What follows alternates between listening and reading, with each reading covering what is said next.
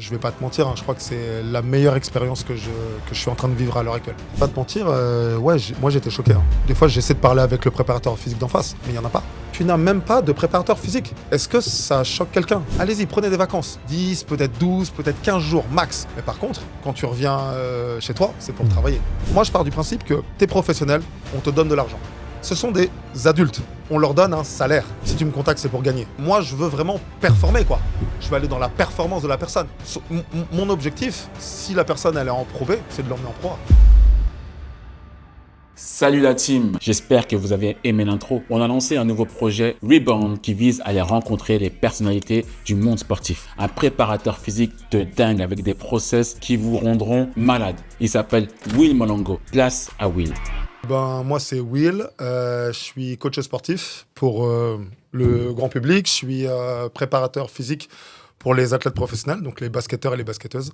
Et je suis également préparateur mental dans la gestion des émotions pour les personnes, on va dire, chefs d'entreprise, avec de bonnes responsabilités. Ce qui est très intéressant, c'est qu'il faut qu'on raconte, parce que moi, je raconte le cheminement. Toi et moi, on s'est rencontrés sur des terrains. Toi et moi, on était basketteurs. Ouais. Aujourd'hui, je veux pas dire qu'on n'a plus rien à voir avec le basket, mais quelque part, on s'est reconverti. Tu t'es reconverti, je me suis reconverti. Exactement. Est-ce que tu peux déjà te présenter concrètement de comment tu étais comme joueur et qu'est-ce qui t'a fait basculer à un moment donné en tant que préparateur physique? Allez. Moi, j'ai toujours été basketteur depuis l'âge de mes 16 ans. J'étais à Orléans en espoir et pro. Et puis après, j'ai vagabondé, comme on dit, en France, dans des clubs. Et c'est là où est-ce que je t'ai rencontré quand on était à Chalon. Moi, j'étais à Russie et toi à Chalon, du coup. Et on s'est rencontrés là-bas et puis, il y a eu tout de suite une alchimie, on va dire. Voilà. Après, moi, j'ai continué un petit peu ma carrière, etc. Et puis, arrivé à mes 28 ans, je pense que j'avais fait le tour du basket. Je sais pas si tu vois ce que je veux dire. On va en parler, t'inquiète, on va en parler. Et donc, du coup, je suis arrivé à 28 ans et je me suis dit... je crois que ça y est, hein, j'ai fait ce que j'avais à faire dans le basket, j'ai joué au niveau que je voulais, j'ai eu les responsabilités que je voulais, etc. Et je me suis dit, vas-y, essaie de pousser peut-être une autre porte et voir un petit peu ce qu'il en est de l'autre côté. Et c'est pour ça que je suis parti dans la préparation physique, tout simplement. Okay. Après, il faut le dire, tu as toujours eu le style. Et tu as toujours été fit, mec. Vrai ou vrai? Tu connais la transition. J'adore. Elle est très bonne, cette transition. Ouais. Et puis après du coup, j'ai créé Style Fit. Donc à la fin de ma carrière de basketteur. Et franchement, je pense que je vais pas te mentir. Hein, je crois que c'est la meilleure expérience que je suis en train de vivre à l'heure actuelle. Après, moi, on a déjà discuté, on s'est appelé longuement au téléphone. Moi, j'aime bien que tu dises que c'est la meilleure expérience, mais il faut rappeler le cheminement. On n'y arrivera pas en disant oui, c'est facile, c'est le meilleur. Non, gros, t'as travaillé, t'as taffé. Ouais. À un moment donné, et laisse-moi terminer, c'est qu'à un moment donné, on se pose comme ça. Moi, je le connais, hein, on se pose dans le canapé et on se dit... Est-ce que je kiffe vraiment jouer au basket? Est-ce que c'est rentable de jouer au basket? Est-ce que ces questions-là, quelles étaient tes questions, toi, à la fin de ta carrière? Entre guillemets, parce que tu n'avais que 28 ans, tu disais. Ouais, j'avais que 28 ans, donc j'étais ultra jeune. En fait, le truc que je me disais, c'était est-ce que le temps que je passe sur le terrain, tu vois, à m'entraîner, à faire les bonnes choses, à bien manger, à faire attention à mon corps, à faire attention à ma santé mentale, etc., est-ce que ça valait assez le coup, tu vois, de faire ce genre de choses, ce genre de sacrifice dans mon quotidien. Et je suis arrivé en fait à la réponse que non, tu vois. Donc le coup, c'est la maille, le genre, le coco, c'est quoi le coup? Non mais il faut qu'on dise les choses. Si on doit dire les choses convenablement, ok. Moi, c'est clairement l'argent qui a fait que je me suis dit je vais me tourner vers autre chose. Tu vois, à un moment donné, tu peux pas faire tous les efforts que je faisais dans mon quotidien pour être basketteur pro. Et arriver à la fin du mois et dire ok, je suis bien payé, je suis même très bien payé par rapport à certains, j'ai des avantages en nature, un appartement, une voiture de fonction, etc. C'est cool. Mais qu'en est-il vraiment? Ouais. Tu vois. Mais tu vois, c'est vrai qu'on parle de l'argent et c'est vrai que c'est un moteur, mais au-delà de là, c'est la précarité. Tu vois, moi, je me souviens encore d'un moment donné, comme tu dis, on a la logement, on a la voiture, tu as un salaire, mais il y a une certaine précarité que moi, j'ai connue. Tu vois, Exactement. j'ai connu, ça veut dire que à la fin de ton contrat, c'est allez, comment je vais rebondir? La chance, c'est que quand tu signes 2 ans, tu es content, mais au bout de 2 ans, tu as le même cheminement, tu vois. En fait, moi, je trouve que c'est ça qui est un petit peu chiant dans le basket, c'est que tu peux pas savoir où est-ce que tu vas être dans les 10 prochaines années. Ce n'est pas possible, tu vois. Il y a très peu de joueurs qui font carrière dans un même club. Tu vois, c'est ultra rare, quasiment impossible en France. J'ai un exemple, peut-être Ben Monclar, tu vois, qui a fait 8 ans à Blois. Mais ça doit être vraiment un des seuls joueurs qui a fait ça, tu vois. Ou les autres, peut-être que je les connais pas, voilà, tout simplement. Mais c'est ultra rare. Donc c'est vrai que tu arrives à la fin de ton contrat, tu dis, ouais, cool, tu as passé une bonne saison, tu as fait ce que tu avais à Tu faire, connais, tu vois, tu as bien géré dans le sport, mais même à côté. Et puis après, bah, tu te dis, ok, qu'est-ce que je fais, quoi? Tu vois, donc il faut que tu appelles ton agent, ouais, ah, il n'y a pas de piste, ah, si, il y a des pistes, ah, tel montant, etc., etc. Et puis, bah, au final, tu dois te renouveler à chaque fois dans une nouvelle ville. Donc potentiellement, bah, tu vois, moi en plus, j'étais seul. Donc c'est l'avantage. Mais Ouais. ceux qui ont une femme, ceux Ouais. qui ont des enfants, donc réinscrire les enfants à l'école pour que la femme retrouve, entre guillemets, un autre travail, etc. Enfin, c'est ultra difficile, tu vois. Ouais, c'est dingue. Donc, comme tu le disais, hein, c'est vraiment une situation précaire. Et moi, ce genre de précarité, c'est pas quelque chose, tu vois, qui me motivait plus que ça. Donc, pour ça, j'ai préféré basculer dans ce que je fais maintenant. Comme on dit, pivoter. Exactement, pivoter. Pivoter. Mais moi, je voudrais aussi qu'on, dans ce genre de conseil, de se dire, bah, tu vois, tu disais, tu kiffes vraiment ce que tu fais, mais à un moment donné, il faut avoir les informations. Tu vois, créer une entreprise, il faut avoir une information. Bien sûr. Épargner, il faut avoir une information. Qui aller voir pour justement se développer, il faut avoir l'information. Et moi, ce que je reproche aussi quand j'ai été joueur, c'est que ces informations-là, j'ai dû aller les chercher ailleurs. Tu vois, même une micro-entreprise, hein, tu vois, aujourd'hui, tu vas monter une micro-entreprise. Nous, on est basketteurs. On paye même pas notre essence parfois. Ouais, ouais, c'est abusé. Notre logement, il est déjà fourni par le club. À ce moment-là, se pivoter, il n'est pas si évident que ça. On va pas Non. se mentir. Comment toi t'as fait? Franchement, je vais pas te Qui mentir. t'a conseillé? Bah, moi-même, tout simplement. En fait, j'avais personne, tu vois, vers qui me tourner. Et donc, du coup, c'est vrai que quand tu commences, bah, c'est délicat, tu vois. Et puis, comme tu dis, tu as toujours été basketteur. On t'a toujours, entre guillemets, mâché le travail. Tu vois, t'as jamais fait des marches toi-même. Tu t'es jamais intéressé au truc, etc. Voilà, parce que tu es dans un système qui fait que on doit tout te faire, entre guillemets, pour que toi, tu restes concentré, entre guillemets, au basket. Exact. Donc, forcément, tu t'intéresses pas forcément au truc. Et c'est vrai que, bah, si tu veux, je vais te citer 2 exemples. Moi, qui m'ont paru fous, hein, qui m'ont un peu choqué, mais au final, j'étais vraiment dans le vrai. La première fois que je suis parti chez le médecin, tu vois, la première fois que je suis parti chez le médecin, je vois qu'il y a une personne qui sort, une autre personne qui rentre. Moi, je regarde ma montre, je dis, attends, je comprends pas. Ouais. J'avais rendez-vous à 16h30, il est 16h40. Ah, bizarre. Deuxième personne qui sort, une autre personne qui rentre. Ouais, Je dis, mais j'avoue. attendez, monsieur, On est vous êtes en retard. Ouais, j'avoue. Tu vois? Ouais, j'avoue. Et la personne me dit, mais monsieur, non, moi j'ai toujours une demi-heure de retard, c'est normal en fait. Ouais. Ah, ok. Et c'est là, moi, j'ai commencé à, tu vois, à tomber des nues en me disant, mais attends, nous, quand on était basketteurs, il peut y avoir 30 personnes devant nous, on passait, on avait notre ordonnance, on repartait chez nous, quoi. C'était réglé. Et tu vois, ce que tu me dis, moi, c'est la première fois que j'ai dû louer mon appart. Je m'en souviens, je devais louer mon appart, je ne savais pas comment faire, les assurances, etc. Même les assurances de voiture, je ne savais pas le faire. Quoi. Alors qu'on parle d'un truc basique, Ouais, tu vois, de ouf. simple. Le dingue. Et même ça, on ne sait pas le faire. Ouais. Enfin, on savait pas le faire. On Maintenant, savait on pas a le faire. appris, etc. Et puis, surtout, on s'est trompé. Ouais. Et c'est ça qui est vachement bien, tu vois, le fait de te tromper, donc du coup, de pas refaire les mêmes erreurs, etc. Et ça, c'est très cool. Mais c'est vrai que moi, on va dire que ma mère, elle n'était pas forcément là, mon père non plus. Donc du coup, bah, c'est vrai, tu peux pas forcément te tourner vers des personnes, etc. Tu vois. Donc, j'ai appris sur le tard, comme on dit. Voilà. Bah, t'as bien appris, hein. Ah, j'ai plutôt bien appris pour le coup. T'as bien appris. Voilà, moi, je recontextualise un petit peu tout ça. Nous, on se rend compte, t'es préparateur physique à Blois. Ouais. On se rend compte, t'étais en Pro B, donc c'était la grosse rivalité entre Nancy et Blois, je me souviens, pour la montée Exactement. en proie. On discute, on se revoit. Et c'est ça qui qui est fort aussi dans le basket et que je renie pas, c'est tu vois, on s'est vu peut-être 1 année, 2 années, tu vois, de notre carrière ensemble, Ah ouais, tu vois ce que je veux dire? bien sûr. Et d'ailleurs, on garde des liens, on se reconnaît, comme on dit, vrai, qu'on reconnaisse vrai, tu vois? Exactement. Et c'est ça qui est hyper fort. Mais toi, comment t'as atterri en Pro B en vrai? Et à ce moment-là, je me dis, tiens, le gars, il est là, il est là. Non, mais c'est vrai. En- Moi, c'est comme ça que je vois les Ouais, choses. je vois ce que tu veux dire. En fait, avant le confinement, parce qu'il y a eu le confinement, avant le confinement, j'étais entre Paris et Tours. Et je développais vraiment la partie parisienne de mon coaching, etc. Et donc, il y a eu le confinement, donc tout s'est arrêté. Donc, les voyages à Paris, c'était bloqué. Et je me suis dit, en fait, quand ça va reprendre, quand les activités vont reprendre, j'ai envie, du coup, d'être un peu plus stable dans ma vie professionnelle. Tu vois. C'est comme ça que j'ai commencé à postuler, en fait, avec différents clubs. D'abord Tourangeau. Après, ça s'est pas fait. Et puis, il y avait Blois. Blois, j'étais passé aussi par Blois 1 année, à l'époque de Hugo Cancé. En tant que joueur. En Ah tant que ouais, joueur, ouais, en fait, tu vois. Hugo Cancé. Voilà, Hugo Cancé. Je m'en souviens. Voilà, c'était déjà... euh, le general manager, c'était déjà Monclar, donc Julien Monclar.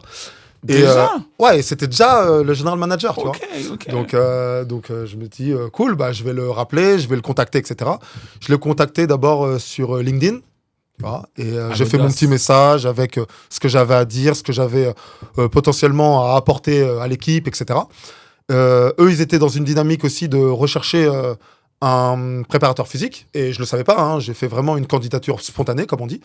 Il m'a dit, écoute, tu as été joueur, c'est cool, tu as eu un bon passage quand tu étais basketteur, etc. Ici aussi à Blois. Écoute, n'hésite pas à passer au bureau et puis on va parler un petit peu de ce qu'il en est. Et puis, tu vois, on sort entre guillemets du confinement et je signe avec Blois. Tu vois, tu es en train de me dire la vérité, c'est cette fameuse audace. L'audace de prendre ton clavier, d'écrire un message spontanément et de te vendre. Tu vois, ça, c'est pas donné à tout le monde. Alors, c'est pas donné à tout le monde, mais je vais te dire un truc, et c'est ce que j'ai appris du coup en étant chef d'entreprise, donc en montant ma micro-entreprise, c'est que tu peux pas compter forcément sur les autres. Si tu attends que les uns ou les autres t'appellent, potentiellement, ils vont jamais t'appeler. Donc, vas-y, fais la démarche tout seul et advienne que pourra. Ouais. Et tu vois, moi, j'ai postulé avec des clubs Tours au basket, etc. Ils m'ont jamais répondu. Et c'est pas pour autant que je me suis dit, ah, ils m'ont jamais répondu. Bon, bah tant pis, je serai jamais préparateur physique. Non, vas-y, tape à la porte de quelqu'un d'autre. Par exemple, Blois, ça reste à côté de Tours, c'est une demi-heure en voiture.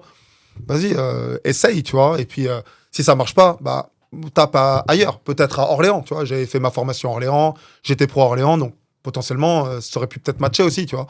Et au final, bah, c'était Blois. Et je te dis, Julien Monclar, il m'a accueilli à bras ouverts. Il m'a dit, bah, viens, on va discuter, voir un peu ce que tu es capable de faire, ce que tu es capable d'apporter pour l'équipe, voir un petit peu ton background, ton expérience, etc. Et puis, bah, tu vois, ça a matché et je suis resté 2 ans à Blois. Et t'es arrivé, c'était quoi, 2020, c'est ça? 2020? J'arrive Avant le à Covid? Blois 2021. 2021, Ouais, d'accord. j'arrive à Blois 2021. Et donc, on fait toute la saison 2021, mais pendant le Covid. Et tu sais, Ouais, je me c'était souviens. horrible. Ouais. Tu sais, les salles étaient fermées, il n'y avait pas de public. Ça veut dire que les gars faisaient les matchs classiques, mais en fait, au final, on pensait que c'était des matchs de prépa. Tu sais, t'entendais le grincement des pieds dans la salle. Tu Je vois, me tu te disais, souviens mais parce que il se passe rien dans la salle, quoi. Tu vois. nous, avec l'agence, on devait couvrir encore avec des images les matchs à Nancy. Voilà. Et c'est vrai que c'était horrible. C'était horrible. T'étais Ouais. dans la salle, il se passait rien. T'entendais les gars annoncer les systèmes. Enfin, tu vois, il n'y avait pas de vie, il n'y avait pas de public. Enfin, Ouais. toi, tu as été basketteur, je l'ai été. Tu sais très bien qu'une salle pleine, ça peut changer Un match, complètement le la match, physionomie du match. Et Ouais. donc là, c'était très compliqué, tu vois. Et puis après, il y a eu l'effet réouverture des salles avec, tu sais, un siège vide, un Ouais, siège, etc. ouais. Tu vois, un siège sur 2. Voilà, c'était aussi compliqué parce que les gars, pendant 2-3 mois, on jouait, après on jouait pas, après il y avait des coupures, après tu revenais, après les salles ont réouvertes. Bon, c'était compliqué aussi. Enfin, tu vois, voilà, une saison, on va dire, en demi-teinte. Ok.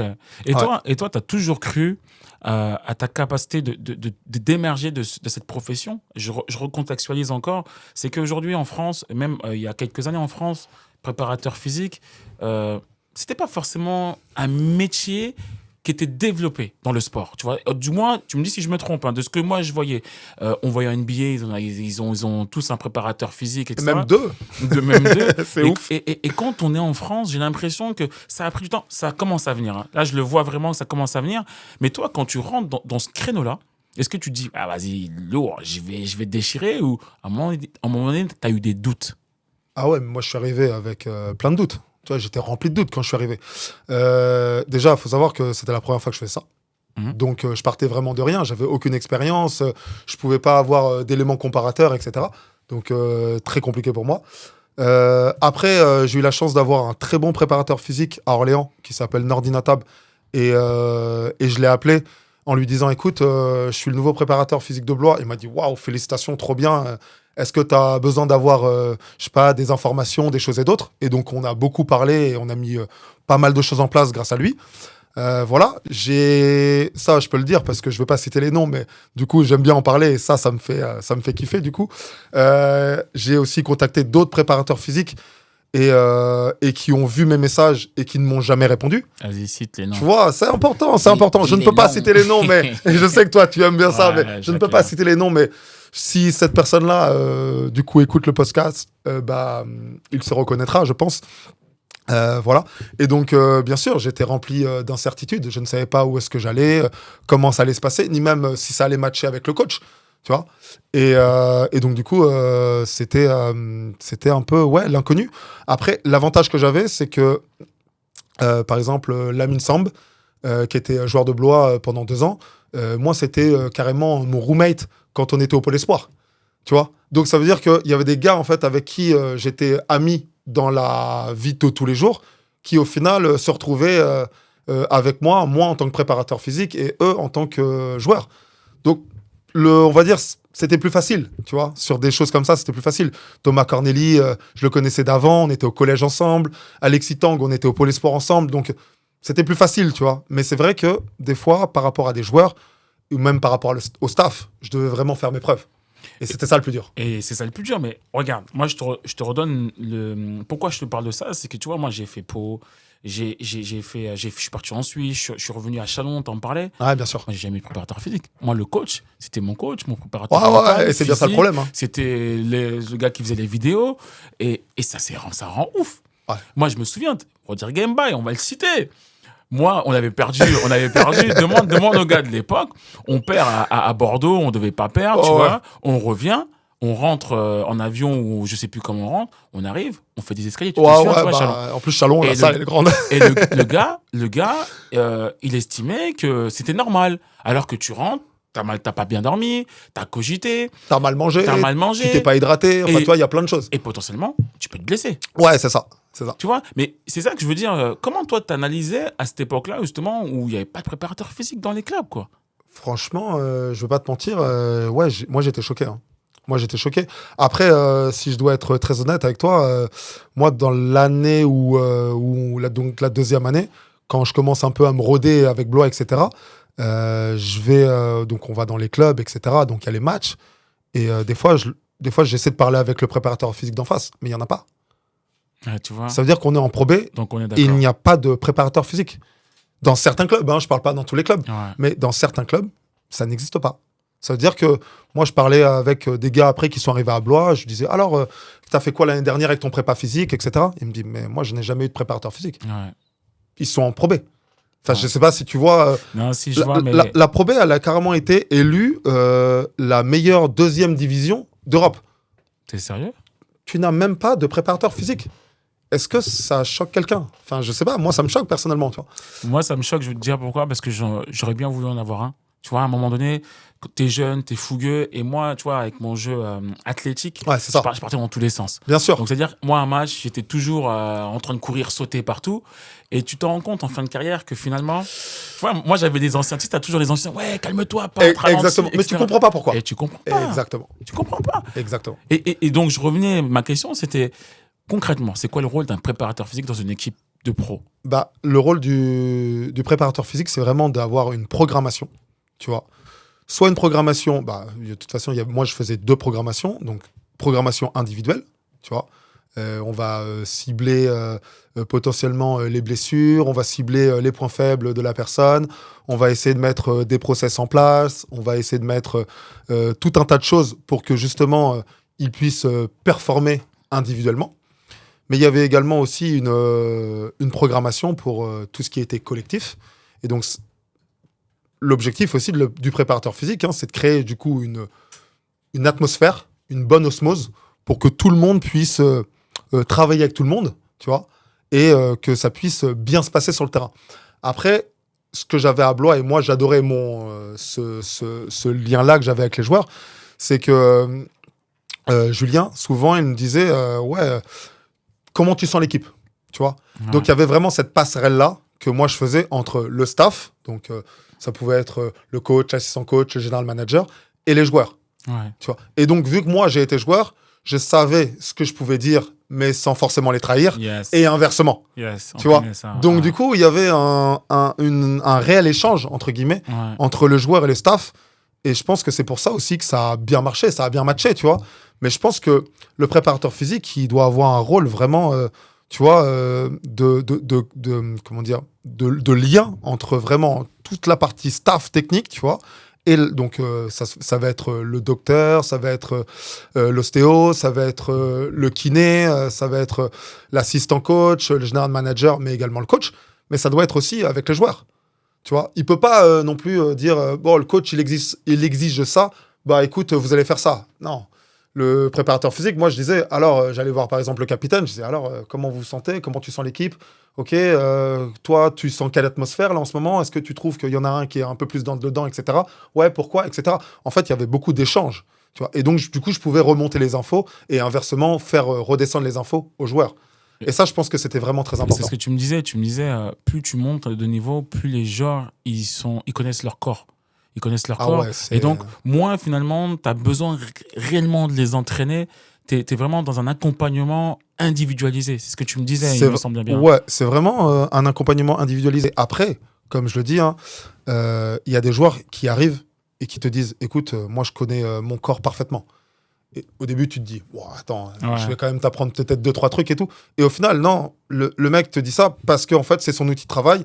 Il sait exactement comment il doit s'entraîner, comment préparer les choses, dans quelle bulle se mettre, etc. Et tout. Donc, vraiment, il connaît son corps. Peut-être qu'il va avoir besoin de toi pour du stretching, pour un petit accompagnement pour l'échauffement, tu vois, pour venir mobiliser une petite partie du corps, etc. Mais sinon, le mec connaît vraiment son corps, tu vois. Et donc, du coup, il a pas vraiment besoin de toi. Donc, ça, c'est la première chose. Après, tu as les jeunes qui arrivent souvent en Pro B, tu vois. Ouais. Et là, ils sont livrés à eux-mêmes. Donc, souvent, ils se disent, tiens, je vais faire de la muscu aujourd'hui. Tiens, je vais faire ça. Ouais. Tiens, je vais faire... Non, tu vas un peu partout. C'était moi, mec. Voilà, tu vas un peu partout. Et donc, du coup, bah, moi, je vais être là pour te cadrer, je vais être là pour t'accompagner, je vais être là pour surtout te sensibiliser à comment tu dois être sur le terrain et surtout la performance que tu dois apporter sur le terrain. Tu vois, moi, c'était vraiment ça mon rôle, en fait, en tant que préparateur physique. Et pas dire, aujourd'hui, tu veux faire de la force. Ok, on fait de la force. Aujourd'hui, tu veux faire de l'explo. Ok, on fait de l'explo. Non, c'est pas ça. Tu vois, c'est vraiment créer des cycles. C'est vraiment faire comprendre la démarche de la préparation physique, ce que ça doit lui apporter vraiment sur le terrain pour qu'il puisse performer le jour J. Et ça, c'était important, tu vois. Et des gars comme LeBron James, Cristiano Ronaldo, j'ai l'impression qu'eux, ils avaient 10 ans d'avance. Les gars, aujourd'hui, franchement, moi, je suis admiratif, parce que tu vois, quand je vois LeBron James, 38 ans, j'ai vu sa préparation. Oh là là là là là. Ah, c'est choquant. C'est choquant. C'est choquant, Ouais, je on vais est pas te mentir, d'accord. c'est choquant. Ouais, c'est choquant. Ouais, c'est choquant. C'est choquant parce que, tout simplement, le gars, ça fait potentiellement 20 ans qu'il fait ça, quoi. Ouais, exactement. Tu vois. Haut niveau. On va pas dire. Ouais, tu vois, on parle d'un gars qui est, qui est à haut niveau. Et puis, c'est surtout, on parle pas d'un petit joueur, tu vois. Ouais. On parle d'un gars qui performe chaque année, qui a été potentiellement à chaque fois en play-off, etc. Donc, tu vois, qui a fait la post-season, etc. Donc, tu dis, OK, bon, le gars, il a un préparateur physique. Alors après, tu vois, c'est encore cette question-là à chaque fois. Est-ce que, du coup, je dois investir dans un préparateur physique ? Tu vois, parce que l'année, tu as ton préparateur physique, tu as ton staff, etc. Mais l'été, qu'est-ce qui se passe ? Tu es livré à toi-même. Ouais, Tu vois, tu n'es plus dans les clubs. ouais. Donc, est-ce que tu investis aussi en toi en disant, bon, bah, je vais peut-être prendre un préparateur mental, je vais peut-être prendre un préparateur physique, je vais peut-être prendre un kiné qui me suit, etc., un masseur, etc.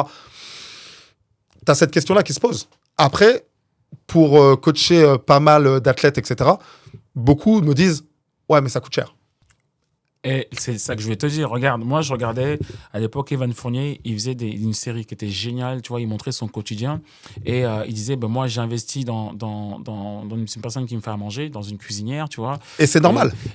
Oui, mais et c'est là où c'est vrai que le paradoxe de la personne lambda ou de la personne qui est en Pro B, voire même en Pro A, c'est de se dire mais moi, j'ai pas les moyens.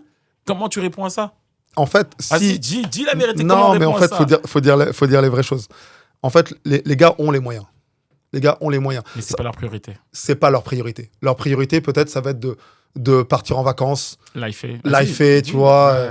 aller faire du jet ski, faire des trucs comme ça et tout. C'est cool, tu vois. Moi, je le dis à chaque fois à mes athlètes. Les gars, vous avez le droit de prendre des vacances. Vous avez performé pendant une année, pendant une saison, d'accord? Allez-y, prenez des vacances. 10, peut-être 12, peut-être 15 jours, max. Mais par contre, quand tu reviens chez toi, c'est pour travailler. Sinon, ça sert à rien. Sinon, on prend 2 mois de vacances et puis reviens hors de forme. On va voir ce qui va se passer l'année d'après. Tu vas pas jouer, tu vas avoir des blessures, tu vas pas comprendre pourquoi. Lui, il va passer devant toi, etc. Tu vois. Donc, à un moment donné, si tu veux être professionnel, il faut que tu sois professionnel jusqu'au bout. Prends des vacances, il n'y a aucun problème. J'ai aucun problème avec ça. Par contre, quand tu reviens, il faut que tu mettes des choses en place qui vont te permettre d'arriver, du coup, dans ta prépa pour dire, bon, écoutez, moi, j'ai fait quelque chose et donc, du coup, mon objectif est de passer des caps. Tu vois. Donc, moi, je connais des joueurs qui le font. Et c'est très bien, tu vois. Qu'ils me prennent ou qu'ils me prennent pas, c'est pas grave, c'est pas le sujet. Mais ils le font. C'est vachement bien. Par contre, je connais des joueurs, ils arrivent hors de forme. Et ils comprennent pas après pourquoi ils jouent pas, ils comprennent pas pourquoi ils sont blessés, ils comprennent pas ce qui se passe dans la saison, etc. Moi, je pars du principe que t'es professionnel, on te donne de l'argent. Mais c'est quoi la limite? Toi, demain, par exemple, tu dois accompagner un joueur. C'est quoi la limite des 15 jours? C'est 1 kilo, 2 kilos, c'est je bois pas à l'école, c'est une fête, tu fais la fête, mais une fois. Comment tu encadres tout ça si jamais tu dois accompagner un joueur? Comme je le dis à chaque fois, la personne souvent elle me contacte, elle me dit bon oui, voilà, j'aimerais travailler avec toi, etc. Mais je vais partir en vacances 10 jours. Ok, cool, pars en vacances 10 jours. Qu'est-ce que je fais? Écoute, ça dépend de toi, c'est ton corps. Tu vois, c'est ton corps, c'est ta vision de la chose, etc. Et puis c'est ton projet dans le basket. Qu'est-ce que tu veux faire dans le basket? Est-ce que tu veux être juste un joueur pour dire je suis dans le basket, ouais, je suis bien, je suis en Pro A, je chill, etc. Ou est-ce que tu veux performer ou potentiellement jouer une Coupe d'Europe? C'est ça la question, tu vois. Donc, où est ton itinéraire? Qu'est-ce que tu comptes faire? Qu'est-ce que tu comptes mettre en place? Je veux faire une Coupe d'Europe. Qu'est-ce que tu me conseilles alors? Si je te dis je prends 10 jours. Je te dis, prends 10 jours, mais je te dis, fais attention à toi.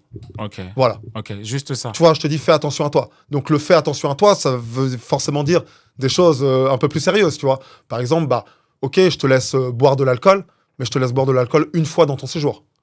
Et tu choisis ton jour, quoi. Voilà.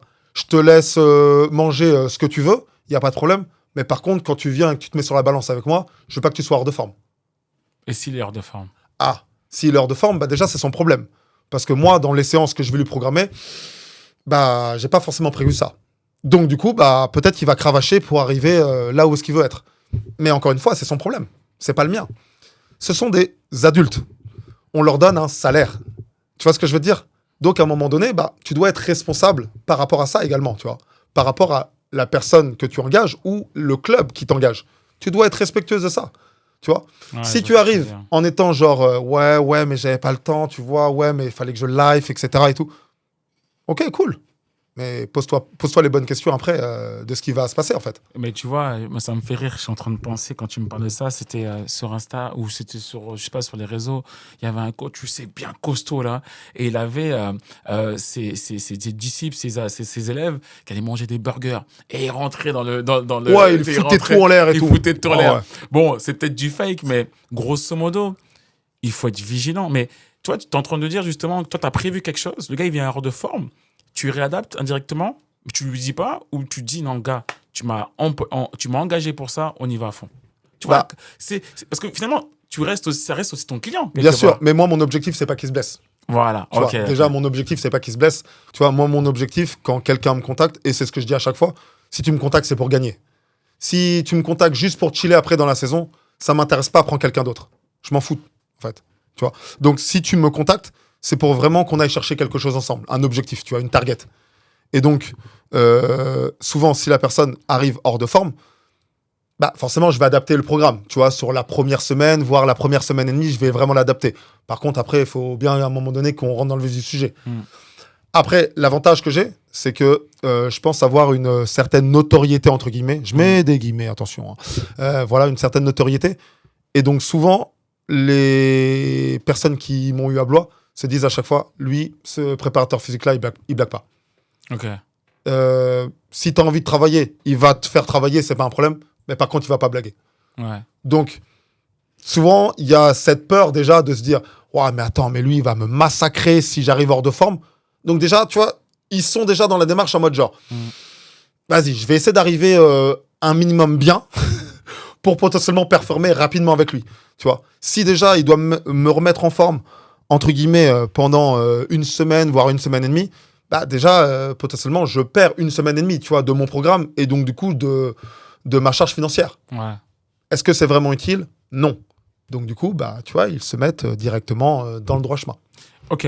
Maintenant, concrètement, tu dis, ouais, il faut qu'on investit dans notre propre corps, dans notre carrière, on est rémunéré. Mais ça coûte combien d'avoir les services de Will et de se faire accompagner sur une saison, sur une année? Donne-nous des ordres un peu d'idées, parce que finalement, tu nous parles de tout ça.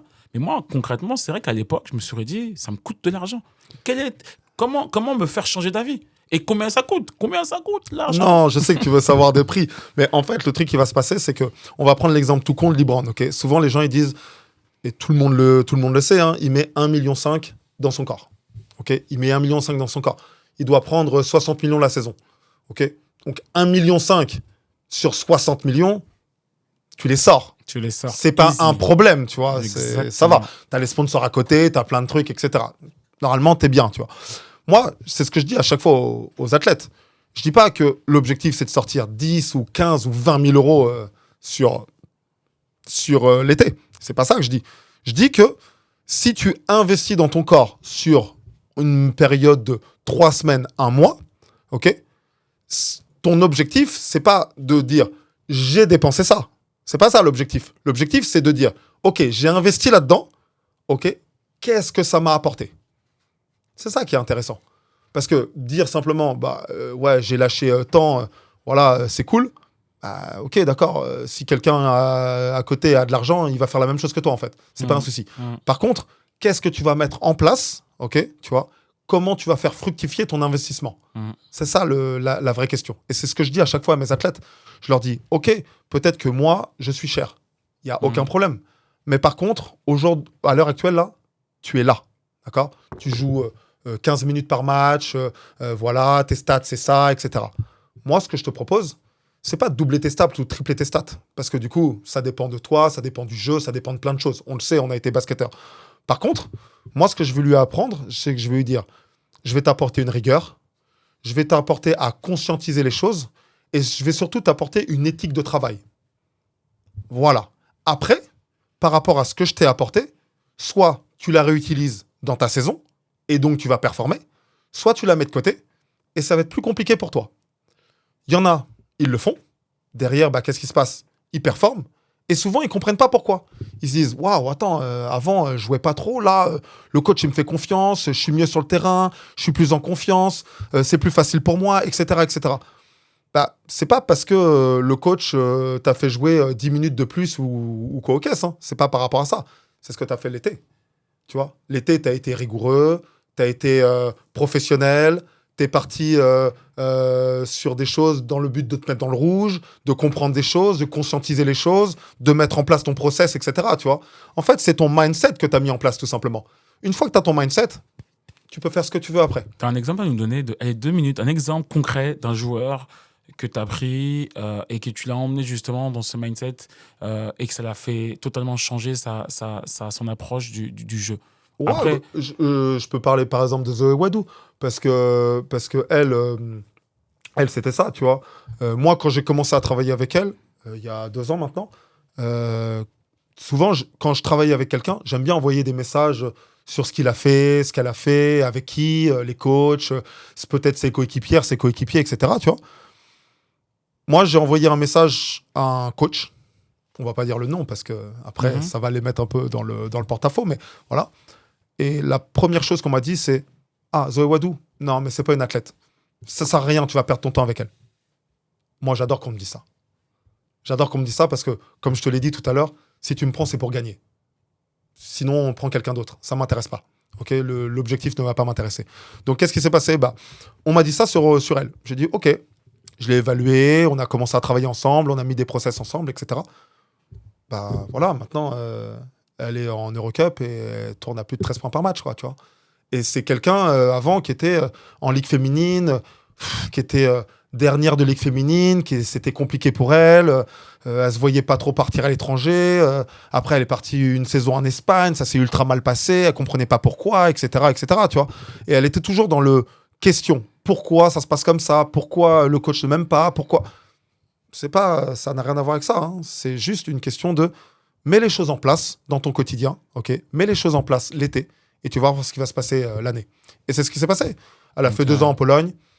Du coup, derrière, il y a des clubs qui sont venus la chercher, potentiellement des sponsors qui sont venus la chercher, etc. Tu vois. Et donc, du coup, elle a step up.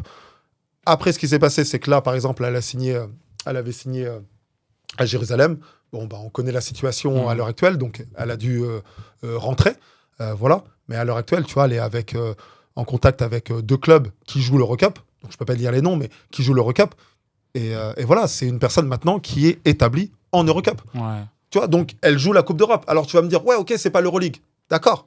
Mais elle joue la Coupe d'Europe. Elle joue la Coupe d'Europe, mec, attends. Donc son statut, il a augmenté, en fait, tout simplement. Mais tu vois, moi, c'est intéressant parce que tu vois, il y a des changements de mentalité. Tu sais, avant, on dit oui, il faut pas pousser, faut pas faire de la fonte quand t'as tel âge, ou faut pas en faire comme ça. Ou il y a un gros débat, c'est des étirements. Tu vois, j'apprends que maintenant, les étirements, il ne faut plus les faire avant, il faut les faire après. À un moment donné, il faut tirer. Oh, mais ça me rend dingue. Ça me rend dingue. Ouais. C'est quoi la règle dans tout ça? Ça évolue et qui décide? En fait, il y a plein de tests qui sont faits, tu vois, il y a plein de choses qui sont faites sur différents athlètes tout au long de l'année. Et en fait, grâce à ces tests-là, ils savent un petit peu comment la personne peut performer, quand est-ce qu'elle peut être bien, quand est-ce qu'elle peut être un peu moins bien, quand est-ce que ça lui permet de récupérer, etc. Tu vois. Mais vous allez chercher où comment en fait, tu vois, je me souviens, tu vois, moi j'encadre des filles qui ont jusque 15 ans, tu vois. Et une fois, j'avais mon assistante, elle était en STAPS, tu vois, elle était prof de PS. Okay. Et moi, tu sais, j'étais encore sur l'ancienne. Moi, j'ai tiré avant, tu sais, avant le game. Et elle me dit, non, ça ne se fait plus. Maintenant, on les fait à la fin. Et tout ça. Et je me dis, vas-y, on ne fait plus rien. Ouais, non, mais tu vois, c'est l'embrouille. Moi, quand j'ai un athlète, je lui dis à chaque fois, écoute, stretching, mobilité articulaire, ok, proprioception et gainage, tu peux en manger matin, midi et soir, ça te fera rien. Merci. Ça te fera toujours du bien. Ok. C'est pas du tout un problème. Par contre, venir pousser 4 fois dans la semaine, faire des choses comme ça, travailler sur de la force, travailler sur de la pliométrie, travailler sur des choses comme ça, ça veut tout et rien dire. Le mieux, c'est d'avoir vraiment une programmation et de savoir quand est-ce que tu dois faire ça, quand est-ce que tu dois faire autre chose et quand est-ce que tu dois te reposer, tu vois, comprendre les choses. Ça, c'est vraiment ça, le but de la programmation. Mais vraiment, tout ce qui va être gainage, c'est la base. Ce qui va être proprioception, c'est la base. T'en as partout dans le basket, c'est la base. Tout ce qui va être stretching, c'est la base. Plus t'es souple, mieux t'es, ok. Et plus t'es mobile, mieux c'est. Donc, stretching, mobilité articulaire, ça doit être matin, midi et soir. Ok. Tu vois, les gens qui te disent, ouais, mais là, ce matin, j'étais un peu raide, etc. Ok, tu te stretches jamais du coup. Ouais. Non, l'objectif, c'est vraiment de venir te stretcher dans l'objectif que ton corps soit délié, soit déverrouillé, en fait. Plus ton corps, et tu le sais, plus ton corps est déverrouillé, t'es un meilleur basketteur.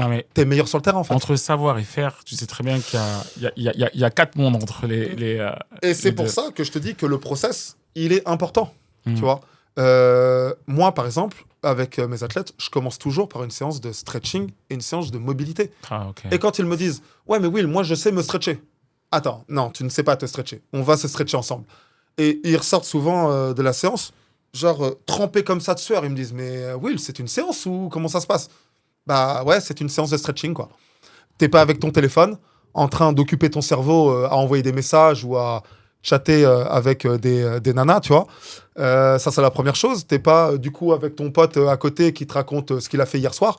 Tu vois, t'es vraiment concentré sur ton stretching, t'es concentré sur ta Focus. respiration, Ouais. t'es concentré à aller chercher un petit peu plus loin, t'es concentré à faire ça, en fait. Et là, effectivement, quand tu fais ça, quand tu fais une vraie séance de stretching, ok, pour moi, une vraie séance de stretching, c'est 40-45 minutes. Hein. Ok, Tu vois, ok. les trucs genre, ouais, je me suis stretché 2 minutes avant le match. Ok, super, ouais. Histoire de peut-être te donner confiance ou te mettre dans un mood, tu vois, dans un mood de préparation avant match, tu vois. Mais si tu dois faire une séance de stretching, c'est 40-45 minutes. Tu Ok. fais une séance de stretching. Est-ce que une séance de shooting, ça dure 2 minutes? Non. Non, mais je suis Ta d'accord. séance de shooting, je ça suis dure d'accord. peut-être 1 heure, Ah, je suis peut-être d'accord. plus, tu vois. Bah, du coup, ce que tu dois faire à côté du basket, ça doit compter tout autant que t'être basketteur. Ah, je suis d'accord. Et ça, je pense que c'est hyper important. Il y en a beaucoup qui l'oublient, malheureusement. Ouais. Je vais terminer là-dessus. On est pressé par le temps. Je suis Y a désolé aucun parce problème. que c'est hyper intéressant. Moi, je voudrais revenir sur une partie qui est la technologie. Tu vois, moi, je suis fan de technologie. Ça évolue. Mais aujourd'hui, ça évolue en bien et en mal parce qu'aujourd'hui, on a la capacité d'avoir, on voit les Fitness Plus de Nike, de Apple qui ont des préparateurs physiques, comment dire, avec l'IA. On a plein de choses qui poussent potentiellement à te remplacer, à vous remplacer. Concrètement, comment toi, tu veux contrer la technologie, tu vois, avec Apple qui font leur studio à Hollywood et qui nous permet justement d'avoir... Et c'est super ce qu'ils font. Hein. C'est super ce qu'ils proposent. Est-ce que toi, ça a un impact sur ton business ou pas du tout? Ah, moi, je sens rien du tout. Est-ce que tu penses que ça aura un impact dans 10 ans? Non, mais concrètement, Je pense même pas que effectivement, par rapport à toi, mais par rapport au marché, tu vois, au marché des préparateurs physiques, quelqu'un qui veut se lancer aujourd'hui. Voilà, est-ce qu'il y a un impact de la technologie? je pense qu'il peut y avoir un impact, mais pas forcément pour les préparateurs physiques. Je pense plus pour les coachs sportifs. Parce qu'il Ok. y en a tellement des coachs sportifs. Donne la différence, s'il te plaît. C'est Entre quoi? un coach sportif Ah bah et un oui, préparateur mec. physique. Bah oui. Bah, un coach sportif, déjà, il va essayer de t'accompagner et de répondre à un objectif. Tu vois. Donc, un objectif, je sais pas, perdre de poids, gagner de la masse musculaire, être mieux dans son quotidien. Voilà. Un truc, on va dire, entre guillemets, classique, simple. D'accord. La différence avec un préparateur physique, c'est que le préparateur physique va vraiment te préparer physiquement, ok, comment dire, à performer dans ton sport. Ok. Donc là, on parle vraiment de performance.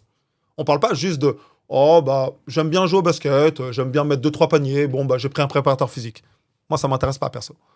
Moi j'aime bien savoir ce que fait la personne, tu vois. Donc quand quelqu'un me contacte, par exemple N1, tu vois, N2, N1, je refuse. Ça m'intéresse pas. Voilà. Mais je comprends que peut-être que certains vont dire oh il est hautain, il a la grosse tête, etc. Et pourquoi? Bah, parce que moi je veux vraiment performer quoi. Je veux aller dans la performance de la personne. Mon objectif, si la personne elle est en Pro B, c'est de l'emmener en Pro A. Ok. Mon objectif, si la personne elle est en Pro A, c'est de l'amener en Coupe d'Europe. Mais tu peux le faire, un gars qui est en N1, N2, il peut avoir aussi ce potentiel. T'étudies le profil ou... J'étudie à chaque fois le Ok. profil, j'étudie à chaque fois avec qui je vais travailler, comment je vais travailler, ce qu'il a fait par le passé, etc. etc. tu vois. Ok. Il y a des joueurs, des fois, qui m'appellent en N1 et je pense qu'ils sont très bons. Mais leur façon de s'approprier le basket est trop compliquée. Ok, d'accord. C'est trop border. Ok. Tu vois. Et là, je moi, ça comprends. m'intéresse pas. Je veux que la personne vraiment se dise ok, moi, mon objectif, c'est d'aller là-bas. Bah, vas-y, je mets tous les ingrédients pour aller là-bas. Ouais. Je mets pas simplement un ingrédient de temps en temps pour dire oh, bah, t'as vu, j'ai essayé d'aller là-bas. Bah, non, t'as pas essayé d'aller là-bas. Non, essayer d'aller là-bas, c'est vraiment tout mettre en place pour y arriver. Ouais. Tu vois. Et auquel cas, t'y arrives pas. C'est pas grave, il y a pas mort d'homme en soi. Mais au final, t'as quand même essayé de tout faire pour arriver à ton objectif. Mais Et je ça, kiffe. ça change tout. Je kiffe de ouf parce que aujourd'hui, tu as pris aussi un deuxième pivot. C'est que tu accompagnes physiquement, mais mentalement aussi. Tu fais de la préparation mentale. Ouais, Tu exactement. t'occupes de grands patrons du 440. Mec, mec, je suis désolé, c'est pas encore pour moi, mais bon. Non, mais il faut le dire, gars, tu as une ascension de dingue. Comment on arrive à s'occuper des boss de la France? Honnêtement, bouche à oreille. Ok. Et tu vas être, à mon avis, choqué, mais c'est vraiment bouche à oreille. J'arrête pas de le dire sur mes réseaux. Hein, le meilleur canal de diffusion, c'est le bouche à oreille. Tu vois, c'est très simple. Tu vas dans un restaurant, il est bon, t'en parles à tes amis, quoi. Ouais, mais avant ça, il faut être bon. Tu l'as dit, il faut que tu sois bon avant le bouche à oreille. Bah, avant ça, faut être bon. Voilà, Ouais. c'est ça, Et exactement. t'as été bon.